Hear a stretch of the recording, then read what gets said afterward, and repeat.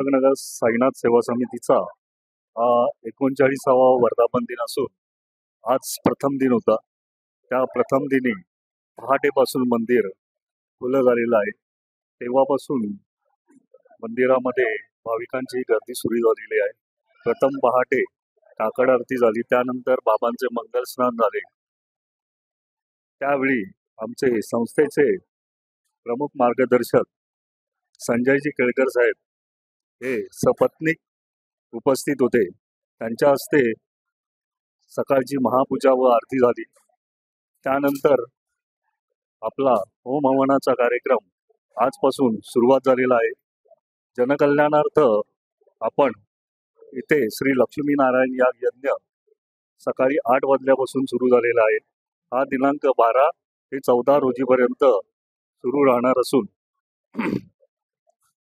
दिनांक 14 रोजी दुपारी 2 वाजता पूर्णाहुतीचा कार्यक्रम होईल. त्यानंतर श्री साईबाबांच्या पादुकांची भव्य पालखी मिरवणूक आपल्या पूर्ण वर्तकनगर परिसरात निघेल. त्या दरम्यान आपल्या 3 दिवसामध्ये भजन, कीर्तन, गायन असे अनेक धार्मिक कार्यक्रम व सामाजिक उपक्रम होणार असून त्यामध्ये आमचे संस्थेचे कैलासवासी श्री बळीबाई नाईपक्कर यांना स्मरून हा 39वा वर्धापन दिन आम्ही साजरा करत आहोत. त्यांनी जसं हे नावारूपाला आणलं किंवा त्यांनी जे काम केलं ते आम्ही त्यांच्या कामाप्रमाणे आम्ही काम करू शकत नाही. त्यांनी जी आम्हाला रूपरेषा आखून दिलेली आहे तीच रूपरेषा आम्ही पुढे नेत असून त्यांचे कार्य महान आहे. त्यांच्याशी आम्ही कधीच कुठे बरोबरी घेऊ शकत नाही.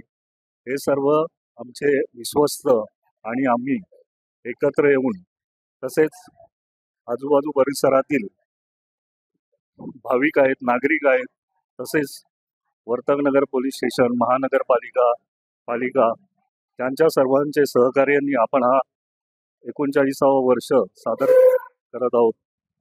यासाठी आपण 39वा वर्धापन दिनानिमित्त पूर्ण वर्तकनगर परिसरामध्ये रोषणाई केलेली आहे. वर्तकनगरमध्ये मोठे महाप्रवेशद्वार बनवले आहे.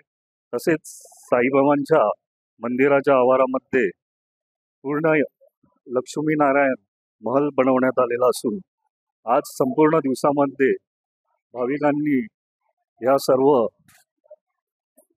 दर्शन घेऊन आत्तापर्यंत आपण जवळजवळ 6 लाख लाडू म्हणजे सर्व भाविकांना येणाऱ्या प्रत्येक भाविकांना प्रसाद रूपी आपण 2 लाडू देत आहोत.